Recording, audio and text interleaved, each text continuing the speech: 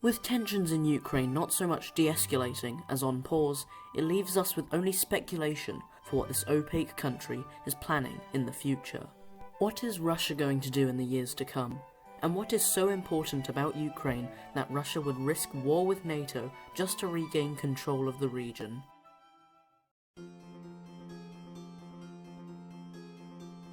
Being more planet-sized than country, Russia is absolutely obsessed with anchoring its massive empire with natural geographic boundaries. There is a reason why Russia is so big. Its core isn't well defended, so Russia needs to anchor its borders with geographical barriers and borderlands to make defense easier. The Polish Gap, the Baltic coast, the Carpathian Mountains, the Bessarabian Gap, and the Fennoscandian tundra.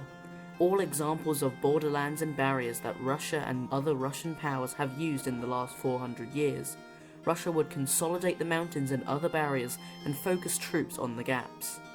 Russia's lack of defense on this flank has been exploited not once, not twice, not thrice, not quadrice, not quintice, but at least sextice times in the last 400 years. During the Cold War, Russia controlled every single geographical feature in the area to make Russia as secure as physically possible. That strategy worked, until it didn't. By the Soviet collapse, this borderland became the territory of new states that were hostile to Russia. NATO, once stretching to West Berlin, 1,300 kilometers from the Russian core, was now a stone's throw away from Russia's second largest city. Remember how Russia's border with Ukraine is completely flat? If horror of horrors, Ukraine slided towards relations with NATO and the EU, Ukraine could be used as a launchpad toward a defenseless Moscow, or at least as leverage for the West to restrain Russia from Western Europe, a primary reason for Russia's invasion in 2014. Taking control of Ukraine would mean that Kiev would no longer be a drain on Russian defense policy. Russia doesn't need the Donbass war to end. It only needs to keep it smoldering long enough so that the West doesn't take notice. But annexation would be preferable.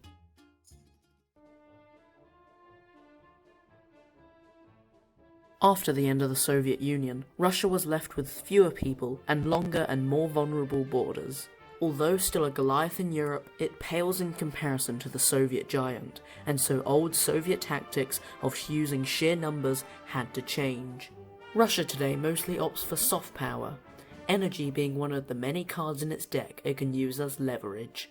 Countries like Moldova, Estonia, Poland, Latvia, Slovakia, Finland, Bosnia, Macedonia, Croatia, Bulgaria, Serbia, and Germany source a large proportion of their natural gas, oil, and coal from Russia, and in the case of some of them, nearly 100%. And because Russia always loves a good bit of leverage on its side, Germany, who depends on Russia for 15 to 25% of their total energy consumption, is far less likely to criticize Russian actions than the UK, who has far less Russian dependence. And since most of these pipelines flow through Ukraine, which has the ability to turn those pipelines off, Russia needs to regain control of Ukraine to avoid Russia losing its biggest industry billions of dollars. But with the construction of Nord Stream 2 almost finished, a new pipeline that will bypass Ukraine entirely, Ukraine's value in energy will be significantly diminished, but will still remain somewhat of a thorn in Russia's side.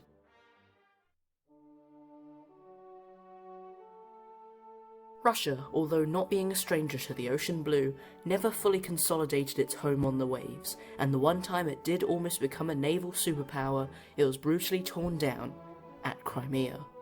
With natural harbours and mountain buffers in the middle of the Black Sea, control of Crimea meant control of the entire sea, and by extension, influence over the whole region. Crimea adds strategic value, heaps of it, but the real treasure of Crimea may be its oil and gas deposits. Before 2014, half of all of Ukraine's oil and gas was under Crimea. After the annexation, Ukraine was left more energy dependent on Russia, and Russian energy companies could drill from another source as supplies in Siberia become less feasible to extract. Two birds with one annexation.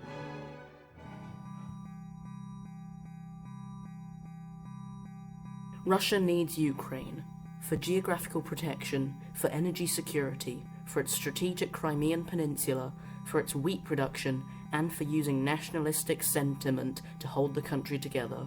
Ukraine since 2014 has been caught in an endless and smouldering conflict that has hurt its development, and reopened old scars. Ukraine for all purposes is now a state on thin ice, with a hungry Russia waiting across the border for the West to be distracted enough so that the Russian army can finally go in for the kill. This video is already long enough, and there are more reasons for Russian interest in Ukraine. This video only went over 3 main points. For now, like in 2014, Russia will put on its friendly face and wait for a perfect day when the world is distracted to finish the job it started 7 years ago.